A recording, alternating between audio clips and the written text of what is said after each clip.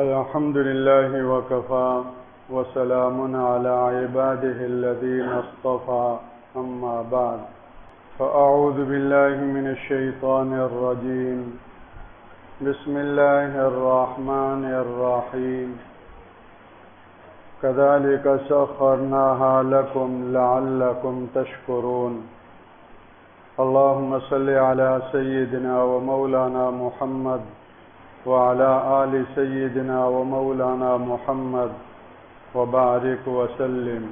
ذو الحجہ کا مبارک عشرہ اور اس کے اختتام پر دو عظیم عبادات قربانی اور حج بیت اللہ، یہ اللہ جل شانہ کی وہ بڑی بڑی نعمتیں ہیں جو ہمیں حاصل ہوئی ہیں۔ اللہ جل شانہ کی صفات میں سے ایک بڑی صفت ربوبیت ہے، اور رب ہے، اپنے بندوں کی تربیت کرنے والا ہے۔ مادی تربیت بھی اسی کی عطا ہے، اسی طرح دینی اور روحانی تربیت بھی اسی کی عطا ہے۔ وہ رب العالمین ہے، سارے جہانوں کا تربیت کرنے والا ہے۔ قرآن مجید میں اللہ جل شانہ کے اسم ذات اللہ کے بعد غالباً سب سے زیادہ جو صفتی نام استعمال ہوا ہے وہ رب ہے۔ تربیت کرنے والا، پرورش کرنے والا، پالنے پوسنے والا، ذرے کو پال کر پہاڑ اور پہاڑوں سے بڑا بنانے والا رب ہے، اور ہمارے اندر کو جگانے کے لیے اور اللہ جل شانہ کی معرفت اور اللہ کی پہچان کی چمک اور روشنی دلوں میں جگمگانے کے لیے رب کا نام استعمال کر کے فرمایا، یا ایھا الانسان ما غرک بربک الکریم، یا ایھا الناس اعبدوا ربکم۔ تو یہ عشرہ ذو الحجہ یہ ہماری تربیت کے لیے تھا، یہ قربانی کی عظیم عبادت ہماری تربیت کے لیے تھی، یہ حج بیت اللہ ہماری تربیت کے لیے تھا۔ عبادات اور اعمال کے اندر دو پہلو ہوتے ہیں، ایک تو ان کے اجر و ثواب کا پہلو ہوتا ہے اور دوسرا تربیت کا پہلو ہوتا ہے۔ عام طور پر ہماری یہ کمی اور کوتاہی ہوتی ہے کہ اعمال کے اندر اجر و ثواب کے پہلو کے اوپر تو کسی قدر توجہ رہتی ہے، لیکن ان عبادات اور ان اعمال کے ذریعے سے جو اللہ جل شانہ ہمیں بنانا چاہتے ہیں، جو ہماری تربیت کرنا چاہتے ہیں، اور ان عبادات کے ذریعے سے اور ان اعمال کے ذریعے سے جو کیفیات اور جو صفات اور خوبیاں ہمارے اندر پیدا کرنا چاہتے ہیں کہ وہ صفات اور خوبیاں ہمارے اندر اجاگر ہوں، ہمارے ظاہر و باطن میں وہ صفات، وہ اخلاق، وہ خوبیاں نقش ہوں، اور ہم چلتے پھرتے اللہ کے محبوب اور پسندیدہ بندے بنیں۔ آج اس دنیا میں اللہ جل شانہ کے محبوب، چہیتے، پسندیدہ بندے بن کر تو اپنے اللہ کے پاس جائیں کہ ہمارے جانے اور ملاقات سے وہ خوش ہو۔ اعمال اور عبادات کا یہ تربیت والا پہلو اس طرف سے عام طور پر غفلت ہو جاتی ہے۔ چنانچہ قربانی کی ہو گئی، حج ادا کیا ہو گیا، عشرہ ذو الحجہ وصول کیا کر لیا، بھئی یہ تو ہم دیکھیں کہ اس کے اجر و ثواب کے پہلو سے تو امید بھی رکھی جائے کہ اللہ جل شانہ اس کا ضرور اجر و ثواب عطا فرمائیں گے، اور ڈرا بھی جایا جائے کہ اجر و ثواب کے اعتبار سے تو بڑھیا اعمال ہیں، لیکن ہمارے اندرونی اور ظاہری کھوٹ کی وجہ سے، ہماری کسی کمی کوتاہی کی وجہ سے یہ رد نہ ہو جائیں، تو ایک طرف امید ہو اور دوسری طرف ڈر بھی ہو۔ ایمان والوں کی مستقل ایک پوری آیت اس صفت کو بیان کرتی ہے کہ وہ کام کر کے ڈرتے ہیں، کام کر رہے ہیں، عمل کر رہے ہیں، عبادت کر رہے ہیں، بہت اونچا کام کر رہے ہیں، لیکن اس کرنے کے بعد ڈرتے ہیں، کرتے بھی ہیں اور ڈرتے بھی ہیں۔ چنانچہ سورہ مومنون میں آیت ہے والذین یؤتون ما آتوا وقلوبهم وجلة انہم الی ربہم راجعون، کہ وہ ایمان والے یہ لوگ وہ ہیں کہ جو عمل کرتے ہیں اور جو دیتے ہیں، جو کچھ بھی دیتے ہیں، تو اس حال میں کہ ان کے دل سہمے ہوتے ہیں، قلوبہم وجلۃ، ان کے دل ڈرے ہوتے ہیں، ان کے دل سہمے ہوتے ہیں، انہم الی ربہم راجعون، کہ وہ اپنے رب کی طرف لوٹنے والے ہیں۔ وہاں جا کر ان اعمال کا، اس قربانی کا اور اس عبادت کا نتیجہ سامنے پتہ نہیں کیا آئے گا۔ کام تو بہت اونچا ہے، لیکن میری کسی کمی کوتاہی کی وجہ سے، اس کی وجہ سے یہ کھوٹا ہو کر مردود نہ ہو جائے۔ میں تو یہ سمجھ رہا ہوں کہ بہت بڑا عمل کیا، کل آخرت میں اس کا نتیجہ پتہ نہیں کیا آئے، میری سوچ کے خلاف آئے۔ انہم الی ربہم راجعون کر کے اتراتے نہیں، ڈرتے ہیں۔ جیسے قربانی ہے، یہ ڈر ہو کہ نہ معلوم اس کے اندر مال حلال کے علاوہ مال حرام اور مشتبہ لگ گیا ہو، اس کا ڈر ہے۔ بسا اوقات اپنی آمدن اور اپنی سیلری اور اپنی رزق اور روزی کے اعتبار سے آدمی مطمئن ہوتا ہے، لیکن اس کے اندر حرام کی آمیزش ہو چکی ہوتی ہے۔ اور پھر مال حلال سے اگر قربانی کی تو نہ معلوم نیت کے اندر وہ اخلاص اس درجے کا ہے کہ جس اخلاص کی بنا پر قربانی قبول ہو جاتی ہے، یا وہ اخلاص نہیں، اس میں کمی کوتاہی آ گئی، تو ڈرتے ہیں۔ والذین یؤتون ما آتوا وقلوبہم وجلۃ انہم الی ربہم راجعون۔ تو ایک طرف تو اجر و ثواب کے اعتبار سے امید بھی ہو اور ڈر بھی ہو، دوسری طرف ہم اپنی ذاتوں کا، اپنے ظاہر کا، اپنے باطن کا جائزہ لیں تربیت کے رخ سے کہ ذوالحجہ کا یہ اہم ترین عشرہ میں نے پایا، میرے اندر کیا تربیت ہوئی، میری جو بول چال میں کیا تبدیلی آئی، دیکھنے، سننے اور سوچنے کے اندر کچھ بہتری اور اصلاح و سنوار کے آثار ظاہر ہوئے۔ ایک ایک دن، ایک ایک سال کے روزوں کی فضیلت اپنے اندر لیے ہوئے تھا، وہ 10 دن میں نے پائے۔ ایک ایک رات شب قدر کی فضیلت اپنے اندر لیے ہوئے تھی، وہ 10 راتیں مجھے نصیب ہوئیں۔ اور قربانی جو سب سے بہترین اللہ کے ہاں محبوب اور پسندیدہ عمل ہے یوم النحر کا، وہ اللہ نے نصیب کیا۔ اور حج بیت اللہ جو اللہ کی محبت کی انتہا والا عمل ہے اس دنیا میں، اللہ نے وہ حج بیت اللہ اور وہ لبیک اللہم لبیک کی صدائیں عطا فرمائیں، اپنے گھر کا طواف عطا فرمایا، منا و مزدلفہ اور عرفات کی حاضریوں سے نوازا۔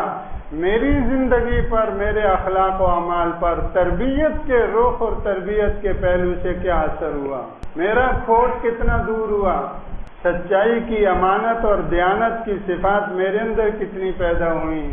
میرے بھائیوں، اعمال اور عبادات کا، تربیت کا یہ پہلو، اس طرف سے اس پہلو سے بھی غور کرنا، اپنا جائزہ لینا، یہ بہت اہم ہے۔ بڑے بڑے اکابر اہل اللہ حج بیت اللہ کی قبولیت، رمضان المبارک کی قبولیت کی یہ خاص علامت بیان کرتے ہیں کہ رمضان کے بعد والی زندگی پہلی زندگی سے اچھی ہو جائے، حج بیت اللہ کے بعد والی زندگی حج بیت اللہ سے پہلی والی زندگی سے اچھی ہو جائے، یہ حج کی قبولیت کی علامت ہے۔ اس سے معلوم ہوا کہ حج نے اس کی تربیت کی ہے۔ حج بیت اللہ، اور یہ سینکڑوں ہزاروں مرتبہ لبیک اللہم لبیک کا کہنا، اور یہ بار بار اس ذکر کا ورد اس کے رگ و پے میں اثر چھوڑ گیا ہے۔ کل تک بے دھڑک جھوٹ بول دیتا تھا، اب جھوٹ بولنے سے گریز کرتے ہیں، غلط بیانی سے بچتے ہیں، خیانت سے بچتے ہیں۔ سونے کا ڈھیر پڑا ہے تو پڑا رہے، میرے لیے تو مٹی سے بھی کم ہے، ترچھی نظر سے بھی نہیں دیکھتا، بلند نظر بن گیا ہے۔ حج بیت اللہ سے اس کی یہ تربیت ہوئی ہے، قربانی سے اس کی تربیت ہوئی ہے۔ ایک جانور اس نے لیا، 1,00,000 2,00,000 5,00,000 10,00,000 اس کے دل سے مال کی محبت نکل گئی۔ اب 10 روپے کے لیے یہ جھوٹ نہیں بولتا، 150 روپے کے لیے یہ کسٹمر کو دھوکہ نہیں دیتا۔ یہ چیز ضرورت ہے، کہا یہ چائنا کی بھی ملے گی، جاپان کی بھی ملے گی، جاپانی 1,000 روپے کی ہے، چائنا 200 روپے کی ہے۔ اس نے کہا بھائی جاپانی چیز لگا لو، تو اس نے کہا ٹھیک ہے، اور اٹھا کر چائنا والی لگا دی۔ تو اس کا مطلب یہ ہے کہ پیسے کی محبت اب بھی خیانت کروا رہی ہے۔ قربانی تو کر لی لیکن پیسے کی محبت نہیں نکلی۔ پیسے کی محبت کے پیچھے ایک مسلمان کو اور ایک انسان کو دھوکہ دیا اور غلط بیانی کر کے اس کے مال کو غلط طریقے سے لے لیا۔ کاروبار جائز ہے،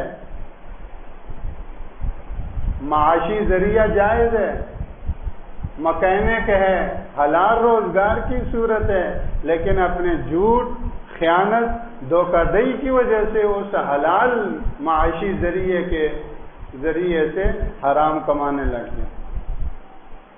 تم کلرک ہو، تم آفیسر ہو، تم ٹیچر ہو، تم پروفیسر ہو، یا تم کمشنر ہو، تم ڈی سی ہو، تمہارا یہ عہدہ ہے، حلال روزی کا ذریعہ ہے، لیکن تم نے بتہ خوری کے ذریعے سے اور ناجائز ذریعے سے وہ اس عہدے کو وہ ناجائز رزق کے حصول کا ذریعہ بنایا۔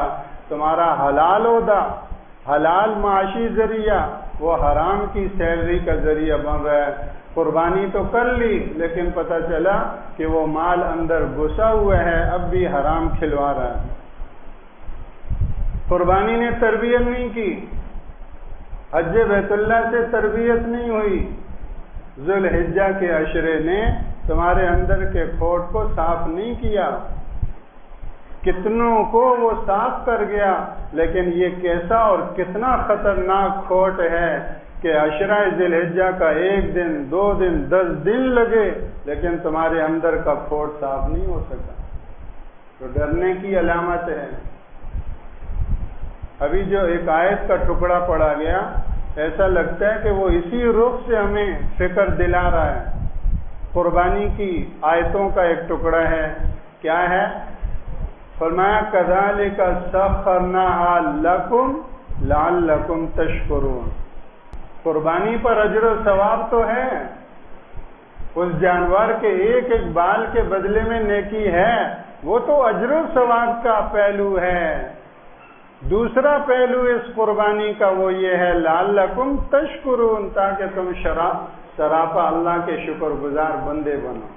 تمہارے اللہ نے جس قدر نعمتیں تمہیں دی ہیں، گھر کی، اولاد کی، دکان کی، عہدے اور منصب اور حکومت کی، جو تمہیں اللہ نے نعمتیں دی ہیں، ان تمام نعمتوں کو اللہ کی عطا سمجھو اور اللہ کی رضا اور اللہ کی خوشنودی کے حصول کا ذریعہ بناؤ۔ یہ شکر ہے۔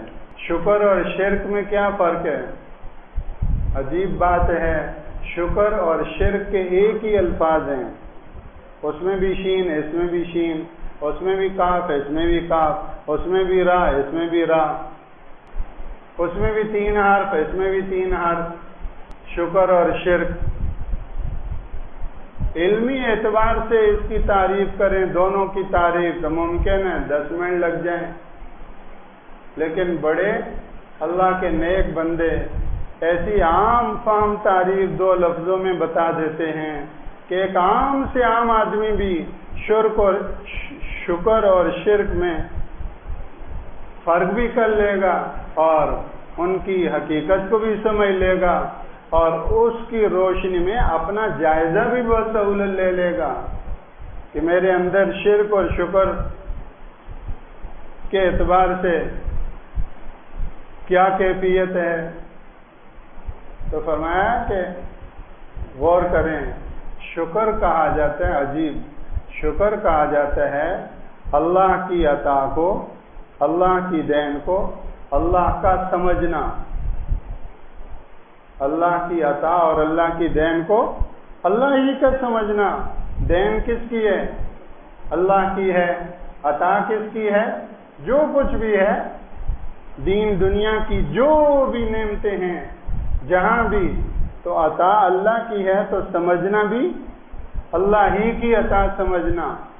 وَمَا بِكُم مِّن نِّعْمَةٍ فَمِنَ اللَّهِ، جون سی بھی تمہیں نعمت میسر ہے سب اللہ کی جانب سے۔ صبح کی دعاؤں میں سے ہے، صبح و شام کی، اللہم ما اصبح بی من نعمہ او بأحد من خلقک فمنک وحدک لا شریک لک فلک الحمد ولک الشکر۔ اے میرے اللہ، مجھے اور تیری مخلوق میں سے ساری کائنات جو بھی نعمت حاصل ہے اکیلے تیری ذات پاک کی طرف سے ہے، تو تیرے لیے ہی تمام تر تعریف ہے، تیرا کوئی شریک نہیں۔ تو اللہ کی عطا اور اللہ کی دین کو کس کا سمجھنا؟ اللہ ہی کا سمجھنا کہ یہ اللہ کی عطا ہے۔ یہ ایک جز ہوا شکر کا۔ دوسرا جز شکر کا یہ ہے کہ اس اللہ کی اس عطا کو، جس کو اللہ کی عطا اور اللہ کی دین سمجھ رہے ہیں، اس اللہ کی عطا اور اللہ کی دین کو اللہ ہی کی رضا و خوشنودی کے لیے استعمال کرنا۔ وہ دکان ہے، وہ اسٹور ہے، وہ کلرکنگ ہے، وہ انجینئرنگ ہے، وہ افسری ہے، وہ کوئی بھی عہدہ اور منصب ہے، وہ ممبر اور محراب میں امامت ہے، یا کوئی بھی جو ہے وہ کسی بھی شعبے میں بیٹھا ہوا ہے، اللہ کی عطا ہے۔ میں یہ سمجھوں کہ مجھے اللہ نے امامت اور اللہ نے دین کی اس شعبے سے جوڑا، یہ اللہ کی عطا ہے، یہ شکر کا پہلا۔ اور دوسرا جو یہ کہ اب اس امامت کو اور اب اس جو ہے وہ نماز پڑھانے کو اور اب اس شعبے دین کے شعبے کو اللہ کی رضا اور خوشنودی کے حصول کے لیے لگانا، اور ہر اس کام سے اور ہر اس جذبے سے اور ہر اس چیز سے اور طریقے سے بچنا کہ یہ نعمت اللہ کی ناراضگی کا ذریعہ نہ بن جائے۔ تو یہ دو جز ہوئے شکر کے۔ انہی کی ضد، دونوں جذبوں کی، دونوں جزوں کی ضد شکر سے شرک بن جائے گی۔ پہلا جز اللہ کی دین کو اور اللہ کی عطا کو اللہ کے غیر کی دین اور غیر کی عطا سمجھنا۔ دیا کس نے؟ اللہ نے، اور کہتے ہیں فلاں نے دیا، فلاں سے ہوا، ما فوق الاسباب۔ تو یہ پہلے جز میں شکر میں تو تھا اللہ کی دین کو اللہ کی دین سمجھنا، اور یہاں اللہ کی دین کو اللہ کے غیر کی دین سمجھ لیا۔ فلاں بت سے ہوا، فلاں جگہ حاضری دی تو ہوا۔ تو پہلا جز یہ ہوا۔ دوسرا جز شرک کا کہ اس اللہ کی دین کو اللہ کے غیر کے لیے کیا کر رہے ہیں؟ استعمال کر رہے ہیں۔ مکہ المکرمہ اس دور میں جب شرک سے بھرا ہوا تھا، بیت اللہ کے اندر 360 بت رکھے ہوئے تھے، تو ایک صاحب تھے مکہ میں، 2 آدمی تھے، بڑے اللہ نے ان کو سلیم الفطرت زندگی دی تھی۔ ان میں سے ایک زید بن عمرو بن نفیل تھے۔ زید بن عمرو بن نفیل لوگوں سے یہ کہتے تھے کہ لوگوں، یہ جانور، یہ بکری اللہ نے پیدا کی ہے، اس کا دانہ پانی گھاس اللہ نے پیدا کیا ہے، اور تم ذبح کس کے نام پہ کرتے ہو؟ غیر اللہ کے نام پہ۔ دی ہوئی اللہ کی چیز ہے اور غیر اللہ کے تقرب کے لیے اس کو کیا کیا جا رہا ہے؟ ذبح کیا جا رہا ہے۔ یہ شرک ہے۔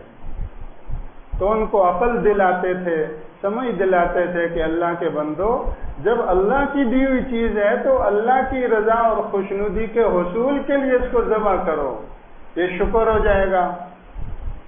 تو شرک سے شکر کی طرف لا رہے ہیں۔ تو قربانی کے حوالے سے بھی کیا فرمایا؟ کذالک سخرناها لکم لعلکم تشکرون، یہ قربانی کے ذریعے سے تربیت ہے کہ ہم نے ان دیو ہیکل جانوروں کو، بھاری برکم جسامت والے طاقتور جانوروں کو تمہارے زیر حکم کر دیا، تمہارے آگے رام کر دیا۔ چھوٹا سا بچہ اس کو پکڑ کر لے جا رہا ہے اور تم سہولت سے ان کو ذبح کر رہے ہو، اور جن کو اللہ نے رام نہیں کیا، ایک لومڑی اور ایک گیدڑ کو بھی تم قابو نہیں کر سکتے، کیونکہ ان کو اللہ نے تمہارے لیے رام ہی نہیں کیا۔ شیر ہے، چڑیا گھر میں اگر پنجرے کا دروازہ کھلنے کی خبر ہو جائے، سارا چڑیا گھر خالی ہو جائے گا، بھاگ جائیں گے۔ ان کو رام ہی نہیں کیا اللہ نے۔ کذالک سخرناها لکم، لیکن ان مویشیوں کو ہم نے تمہارے لیے رام کر دیا، ایسے نوکیلے سینگ ہیں لیکن مجال ہے تمہیں کچھ کے ہیں۔ تو کذالک سخرناها لکم، یہ قربانیوں کے جانور تمہیں دے دیے، ان کی قربانی کرو، لعلکم تشکرون، اس سے تربیت یہ کی جا رہی ہے کہ تم اپنے مالک حقیقی کے آگے بھی ایسے رام ہو جاؤ، اس کے حکم کے آگے ایسے جھک جاؤ۔ تم جیسے کرتے ہو، جدھر چلاتے ہو یہ جانور ادھر ہی چلتے ہیں، وہی کچھ کرتے ہیں۔ تو ایسے ہی کذالک لعلکم تشکرون، تم اپنے ان کے تم مالک مجازی تھے، جانور مالک مجازی کے آگے رام ہو گئے، فرمانبردار ہو گئے، تمہارا وہ مالک مجازی نہیں مالک حقیقی ہے، تم اس کے آگے کیا ہو جاؤ؟ فرمانبردار بن جاؤ۔ لعلکم تشکرون، یہ ہے شکر گزار زندگی۔ اس لیے سپریم کورٹ میں جو اپیل دائر کی ہے سود کے حق میں کہ سودی معیشت باقی رہے، واپس لے لو، لعلکم تشکرون، یہ جتنے بھی بینک ہیں انہوں نے قربانیاں کی ہوں گی، قربانی تمہیں یہ تربیت دے رہی ہے کہ اس اللہ کے شکر گزار بنو اور اس اللہ کے خلاف بغاوت مت کرو۔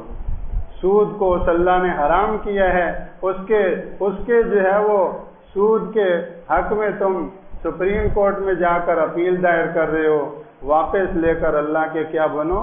شکر گزار بندے بنو۔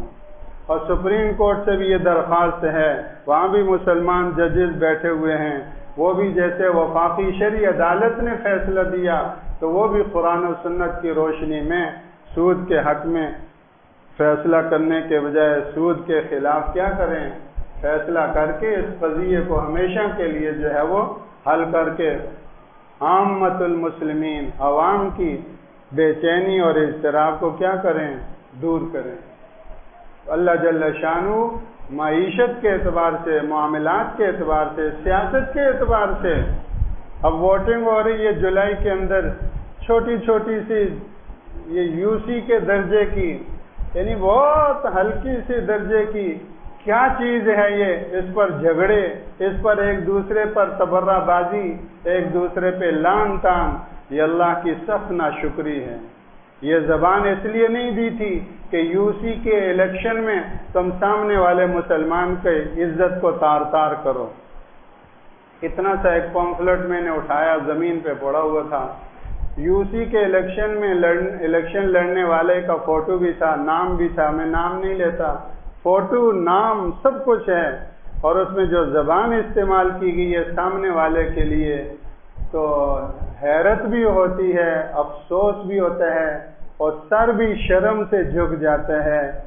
جنگ کے الفاظ ہیں کہ ہم جنگ کے لیے آئے ہوئے ہیں اور یہ جنگ ہم جیتیں گے، انا للہ و انا الیہ، یو سی کے الیکشن ہے، یہ جنگ ہم جیتیں گے، اور سامنے والے کو ایسے الفاظ کہ الامان والحفیظ، قربانی ہمیں بتا رہی ہے اللہ کے بن جاؤ، لعلکم تشکرون، یہ جانور تمہارے بنے ہیں، تم اللہ کے بنو تو انسان ہوگے، اگر تم اللہ کے نہیں بنتے تو تم سے جو ہے وہ تم ان جانوروں سے کہیں بدتر نہ ہو جاؤ، کہ وہ جانور ہو کر مالک مجازی کا بن چکا ہے، اور تم انسان ہو کر مالک حقیقی کے نہیں بنتے، تو پھر کہیں ایسا نہ ہو کہ ان سے بدتر ہو جائے۔